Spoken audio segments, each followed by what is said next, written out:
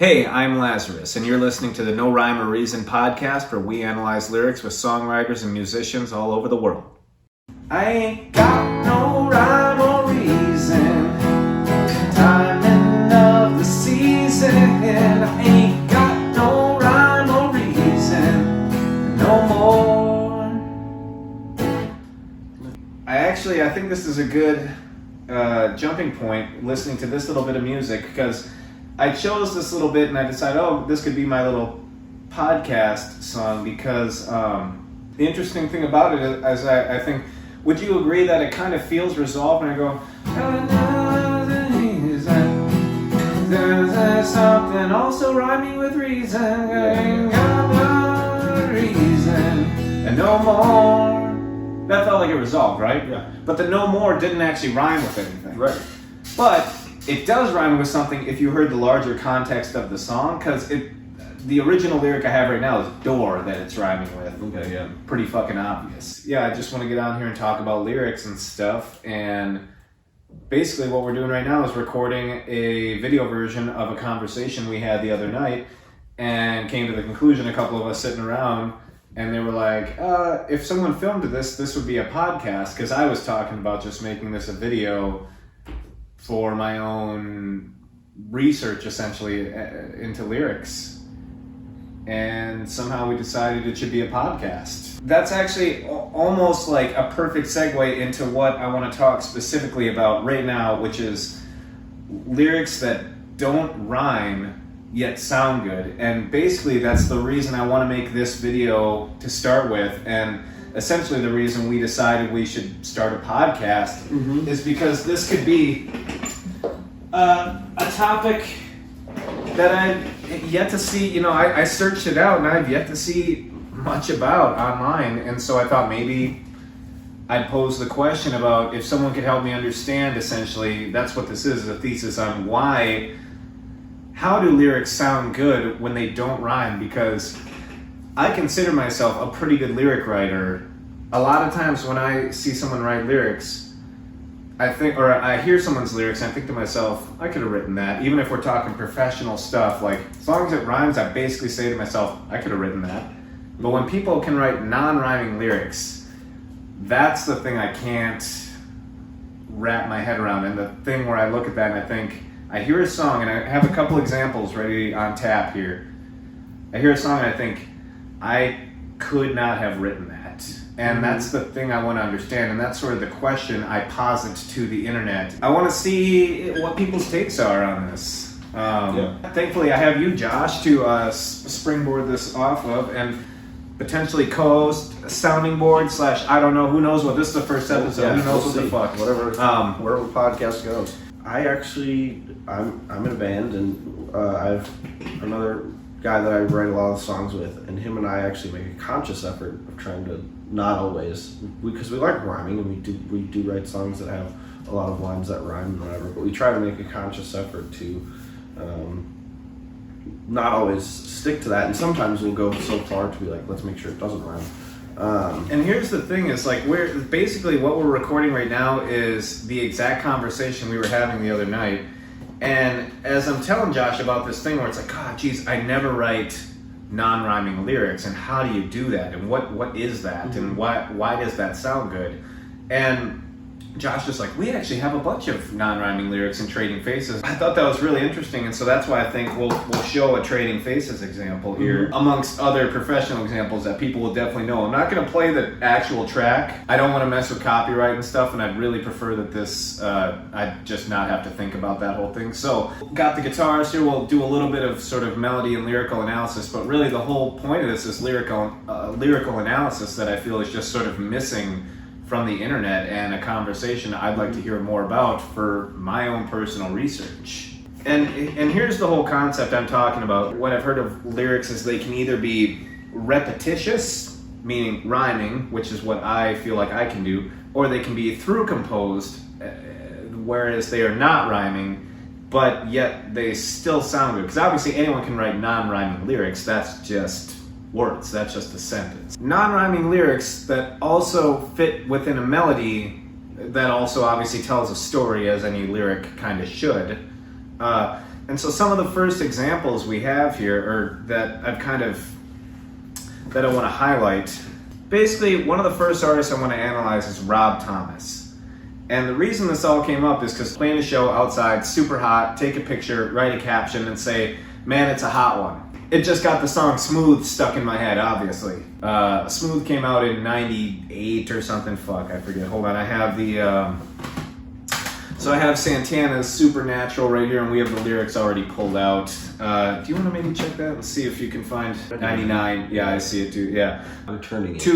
I'd have been 2 or 3 years older, so I'd have been like 10, turning 11 kind of things. Even if you don't remember this song right when it came out, most people probably know this song now, Smooth by Santana. Big radio hit.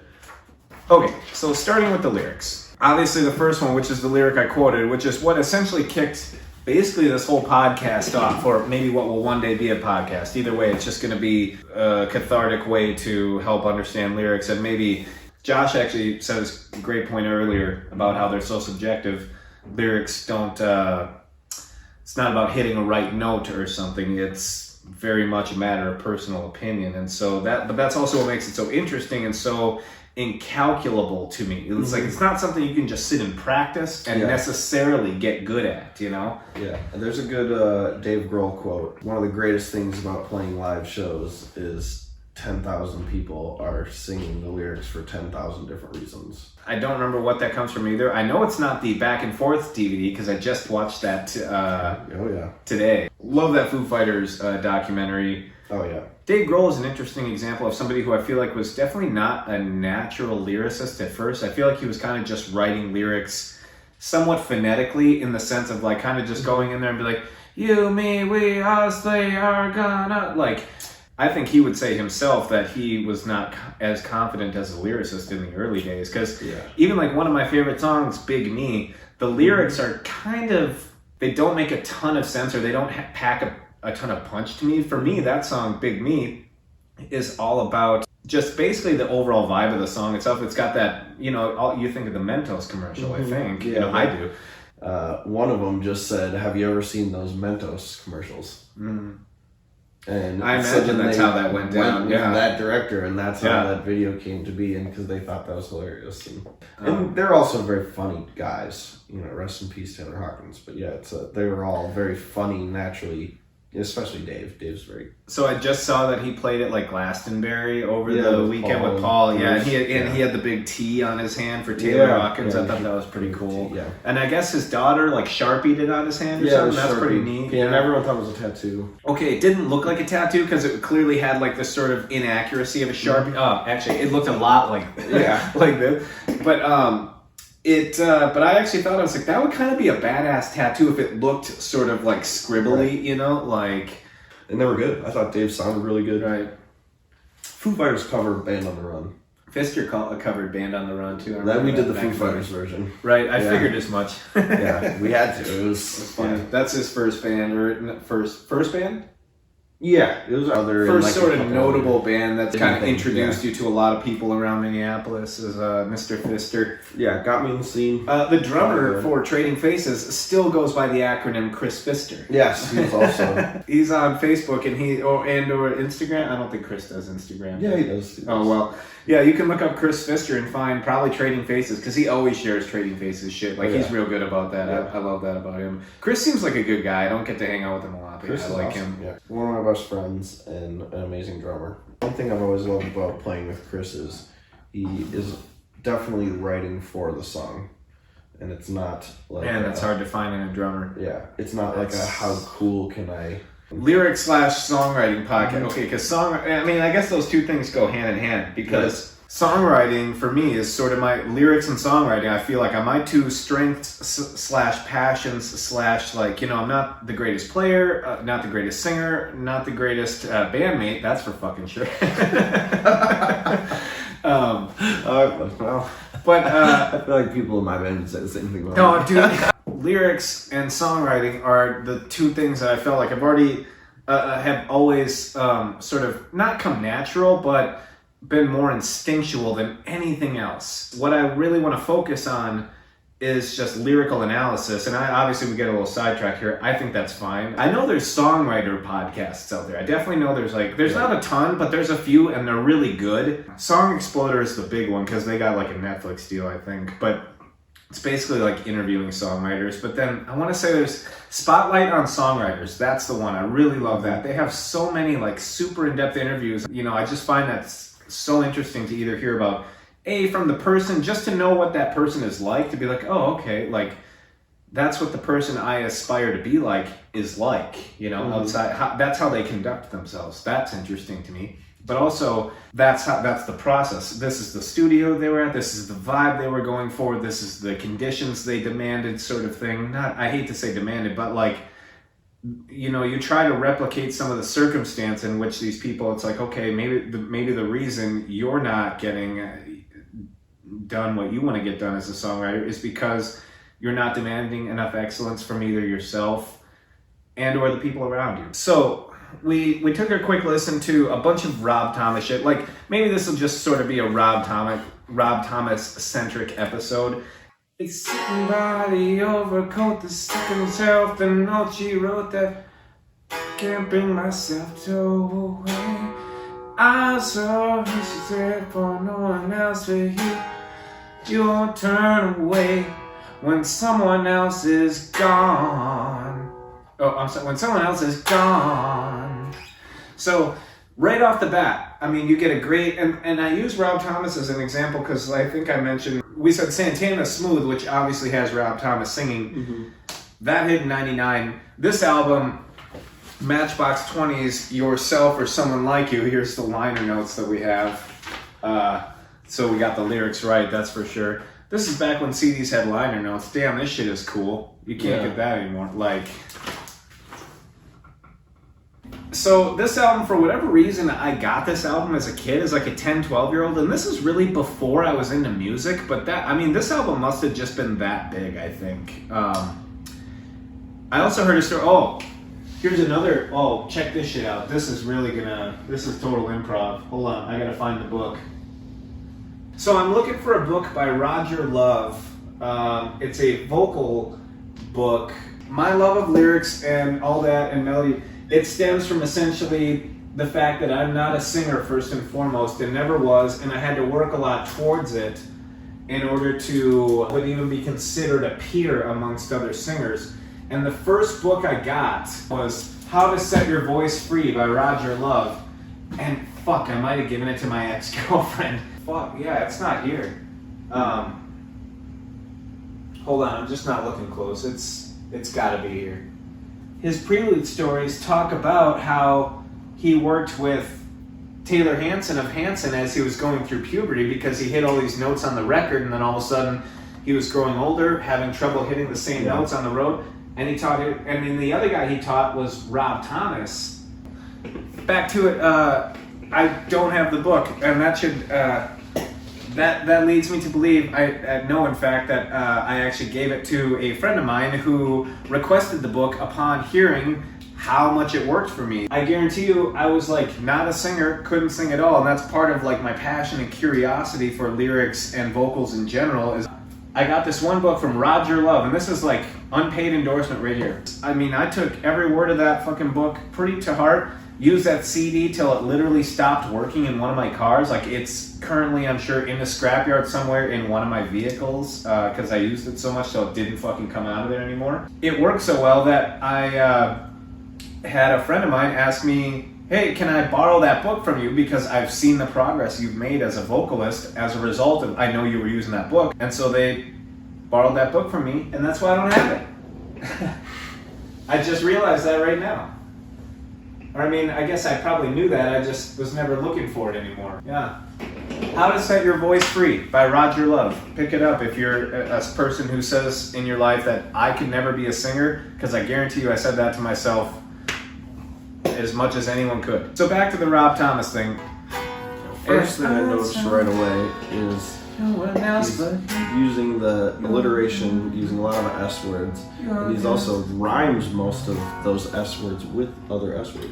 You're doing short rhymes within, let's say your rhyming phrase is this, or let's say your phrase is this long, and you're rhyming and Ocean Road down, Ocean Road, the other day. You know, and then all of a sudden you're hitting something very different at the end. So I feel like that's one of the tricks. If I had to put one down, where it's like, okay, if you're gonna get away with a long through composed lyric, that I would call it, you're gonna need to maybe possibly insert a couple of little short rhymes in there. In this case, it's sitting by the overcoat, the second shelf, the note you wrote. I imagine what he was trying to go for is taking sitting by the overcoat and then trying to write something as close to that line where it's like second shelf, the note she wrote. Instead of just doing overcoat, like you could just do coat once. Yeah. I can see overcoat is really setting the tone. Yeah, you're right. He probably had the second shelf, the note she wrote. He probably had note she wrote first, and then overcoat rhymed really well with note she wrote, you know? Because I doubt he had overcoat first, because note she wrote is much more like, oh, a note she wrote, like immediately, you know, an entire story can be inferred from she wrote you a note, you know, like immediately that says, oh, something she didn't want to say in person because she's gone, you know, like, so if I was to guess, he started with note she wrote, and then overcoat that's actually a pretty good rhyme, because that's sort of, when I first heard that, I remember very distinctly getting a picture of an entryway. You know, it makes you think of an entryway of a house. Oh, husband and wife come home and they plop their keys on the thing, and they, you know, all their entryway shit is right there. And I feel like that's what this is painting a picture of, sort of a slightly old school entryway feeling. An overcoat obviously goes in a coat hanger, which goes by an entryway, which is why I think I conjure up the images of entryway. Like super powerful imagery coming out of Rob Thomas with just a few lines, which again is something even when I feel like I can tell a good story or something, like I don't always feel like I'm conjuring a good image kind of thing. I feel like I'm basically just saying it for what it is. I'm not Stephen Kinging my way around and like painting the picture and then allowing that's another thing I'm looking, like I'm looking for that feedback as to, like, for the people who are good lyric writers out there, like, I'm just very curious about this. Another cool thing that I've noticed in a lot of his songs, he has this rhythm to his lyrics where it's like this very like dun dun dun dun dun dun dun dun dun, you know, and it like he kind of tries to hit a bunch of, ends up sounding like a lot of words. It's really not. It's just like how quickly he puts them together. It makes it, and then it's interesting. A lot of times on the choruses, he kind of half and half does that, where he'll do like the bun, dun, dun, dun, and then he goes to a more melodic, like where he does more of his like singing and runs kind of thing. But it's interesting that he kind of always sets it up with like this very rhythmical. Yeah, the rhythm part is another interesting byproduct of what makes a good lyric or a good melody, is the rhythm of it.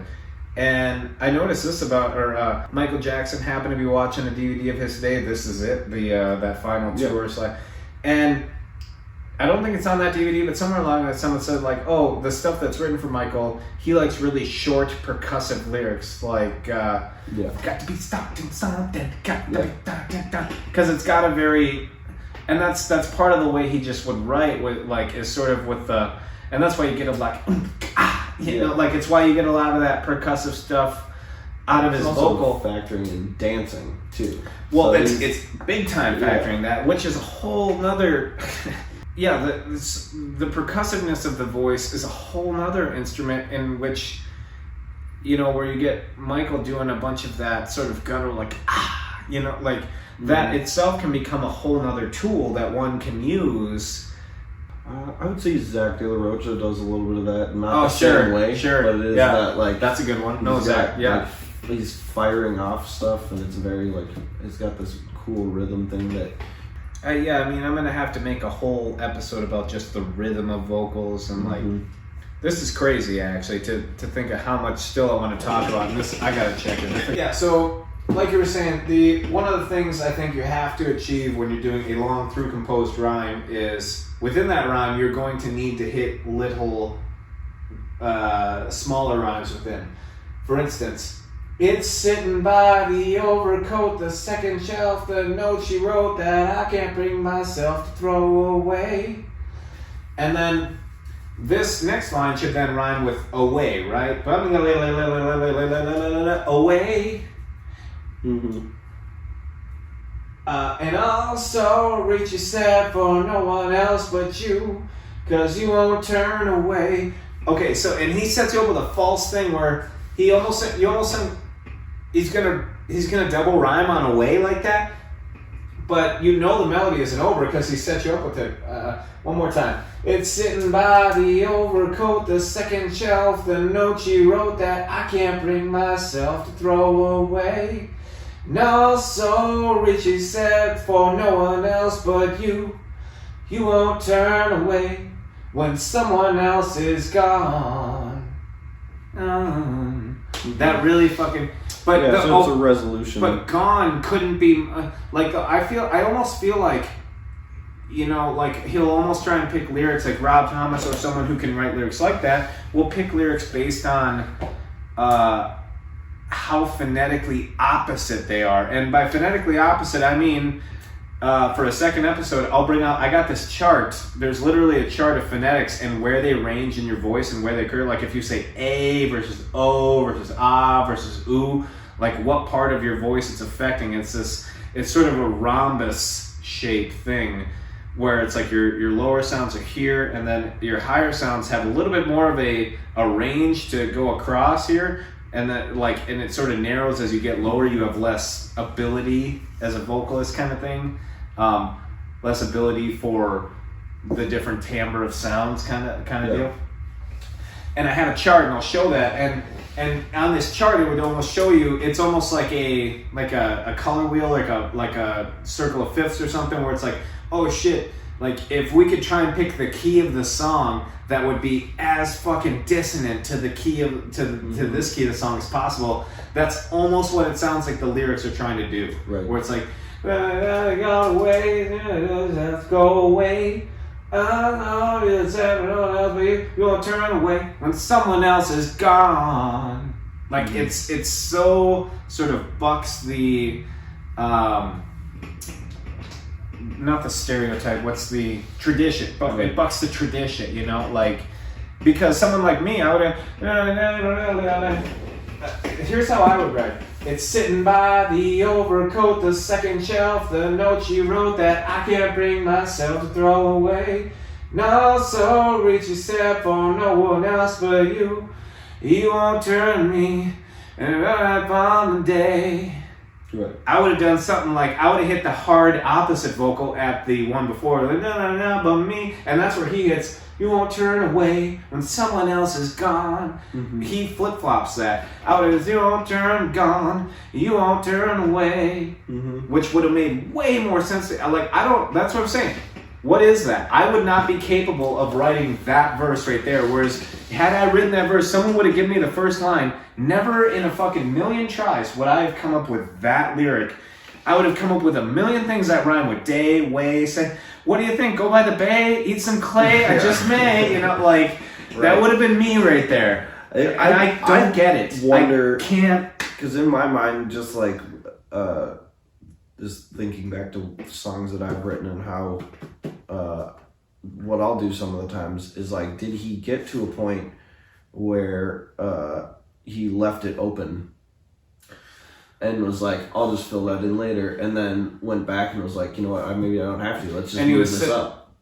Oh, okay. I see. And then because he needed, because I think of the last line of that, it's a resolution line where it's like the whole thing. Right. All of a sudden, he's got the melody that he's using, and he's using this rhythmic pattern of the lyrics for pretty much the entirety of the verse, and then it gets to the very last line, and he changes a little bit of the melody and the rhythm pattern. It's not.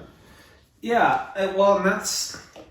So I wonder, was it initially like more like you would typically write and it? then he decided, and then he's like, I'm missing one line, and I'll everything just fill it in got later. Because that's almost how it feels. But then you think, okay, he would have been rhyming away with away in that case, which you feel like he wouldn't have probably done. But that's where I almost feel like he sets you up for the sucker punch, where he like left jabs you with another away, and you're thinking, what a, like, really? He rhymed away with away, and then bam, he hits you with someone else is gone. And I think the part that really gets us is someone in a naughty overcoat, the second shelf, the note you wrote that I gotta bring myself to turn away.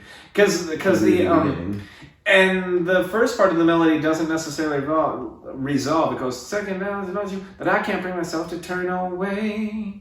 And I'm so, and I'll play the overcoat, the second shelf, the note you wrote. I can't bring myself turn away. Or I can't bring myself turn away. I'm sorry, she said, for no one else but you. You won't turn away when someone else is gone.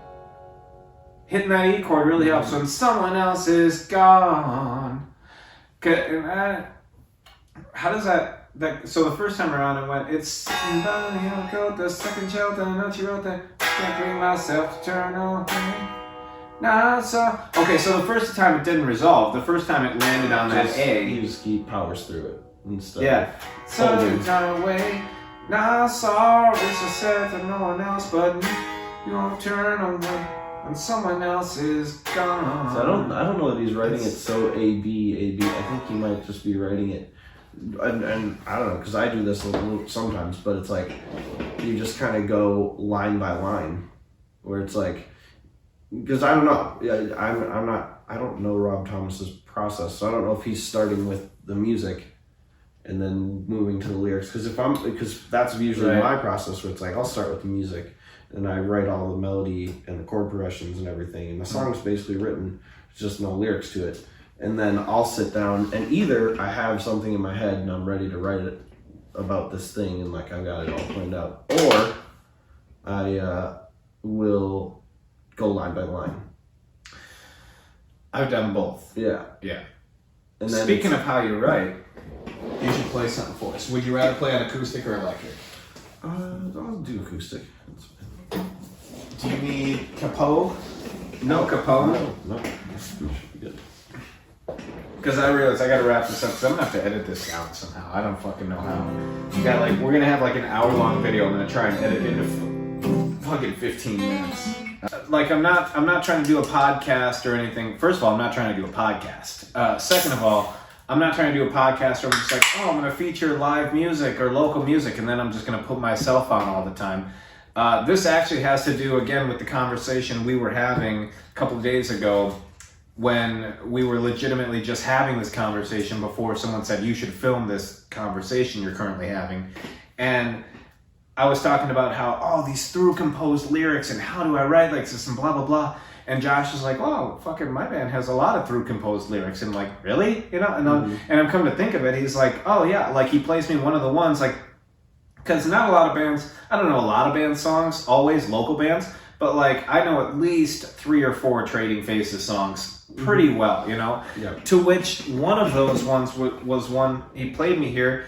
And can you say the lyrics beforehand here so we, or just... Yeah, so this one's called When the Storm Is Over, and when I wrote it, like I said earlier, I wrote the melody and the chord progression initially, and it just started with this like very like walk downy kind of chord progression. I was going for something that I thought like Jeff Lynne would use. Sure. So it was like I wanted to do kind of like an ELO thing. We both love Jeff Lynne and ELO. And so like I love, and we actually cover Can't Get It Out of My Head. And so that chord progression is that.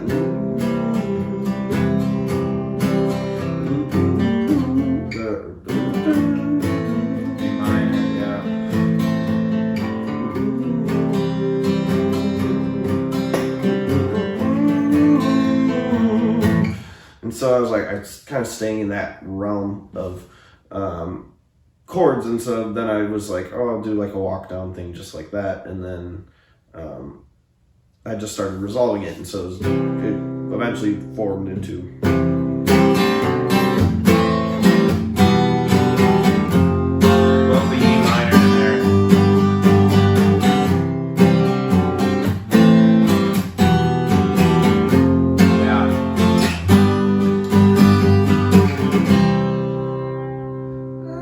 Yeah. And then that melody, I just like. So here's another thing. When we were talking about this, Josh was telling me, yeah, my band has these through composed lyrics, and I'm like, really? And the thing is like, I knew the song he was playing. As soon as he played that song, I goes, oh, that's the one that goes da da da da da da da. And that's what I loved about it, because I love bouncy shit. Da da da da da. And so little did I know, these lyrics were unbeknownst to me and through composed in the exact way that I'm sort of mystifying over at this exact moment. And it just goes to show, I think, the moral of the story, at least for now, for episode 1, as far as I can tell, is a strong melody is what it takes to be able to do through composed lyrics. Like, if the melody is weak, you won't get away with lyrics that don't rhyme. If the melody, like, because there's the opposite angle, this is a bad, I don't want to say the opposite spectrum, but essentially like the Bob Dylan approach, where there's a lot less melody, but a lot more maybe lyrical punch or maybe even rhyming or a surprise or whatever. But like, the idea, I think, is that you're going to have to rhyme more lyrics if your melody's not going to have to, but I think it would suit you well. Like, I think there's an inverse. The hook. I mean, like, you have to find... One of the things that I try to do in all my songwriting, and I don't always succeed in it, but I try, at least, to find the hook, and then, like, once I find that hook, it starts to make... throwing like weirder melodies like that, where it is like I like that it was a walking down riff, and so it was like trying to walk down those lyrics, but also trying to do as many jumps as I can. And that one I sing on. You mean vocally, or? Yeah, vocally. And so it's like I like to like not. Sometimes I'll take risks where it's like I'll be like, this is gonna be a hard one to sing, but then there's other times where it's just like trying to find something that's very comfortable. And I have a very wide vocal range. I can sing very low. I can sing pretty high as well. My falsetto goes very high, and can attest to this. Yeah. And so when I write like a melody like this, I like to test it and be like, okay, what are the things? And so when it was like coming up with that chorus melody, it was just that. Still be there. Darkest desire stuck inside, protect, steady drive, evacuating entanglement when all comes clean. And so like that one, I started changing them too, where it was like, oh, I'm not going to do it consistent every time. And it was like, because I was writing a bunch of harmonies to it too, so it was like, how low can I go and how high? So I'd throw in like, I think it's the third line. Oh, I might have to.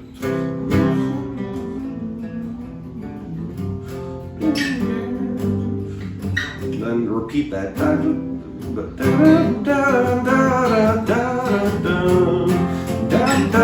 the third one.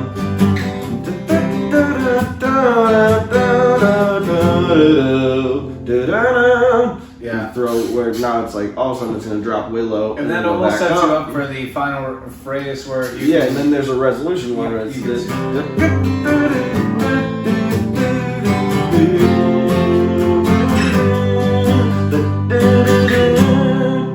So there's a resolution little thing there too. Am I just imagining this, or at the end of the song do you refrain on that a couple of times? You go only at the end. So the end one. Yeah. But you do that. You kind of repeat on that last little G F thing a couple of times, but you toggle between that. Yes, we do it back and forth on the G, but I only do the vocal melody back and forth. Goes to show though, like I heard this song live. I heard it 3 or 4 times live, and I remember that. I remember the fact that it refrains between that, like we'll still be there. If that's the lyric, or we'll still be there. Be there, and then it resolves to the C, But it's going F G G. F, not gonna give you the C. F, G, G, give you the C. Yeah. And that's some classic, like that's, I feel that with songwriting, like Yeah, that's probably a Paul McCartney trick a little bit. Well, where he does a lot I don't, you know, I would say that's, I don't know, I don't know that I would classify it even that much, but I just know that you and I come from a lot of the same roots when it comes to songwriting, and I probably would have done something very similar, if not almost the same, you know? Yeah. Yeah, I mean, and I like a lot of our songs where I'll choose the end of a line to like pump back and forth, where it's not even like something that would be even part of the catchy part, but all of a sudden now there's a catchy part at the end on top of the. So there's that melody, and then to go back and forth. So.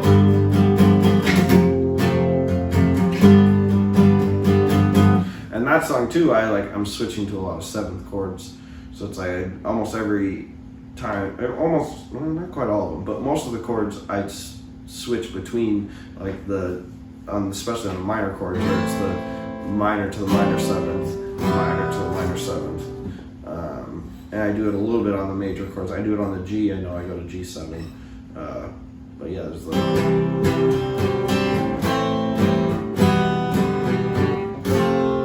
and that's if the vocal melody is built into that. Right. It doesn't start with it, but it eventually.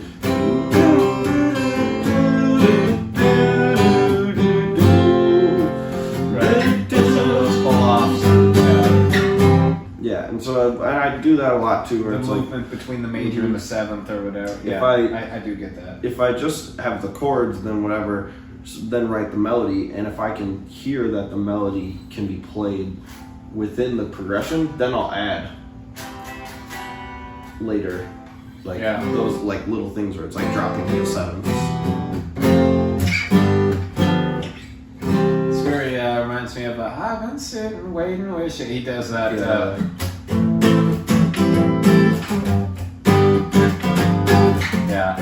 Hitting the seventh on every chord down. Love that song.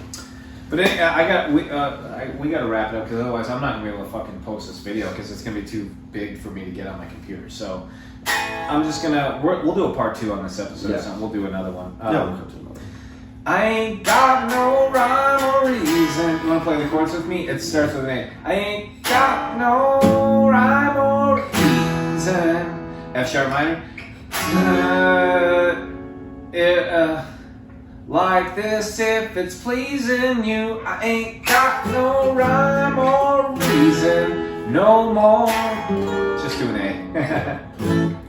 One more time. 1, 2, 3. I ain't got no rhyme or reason.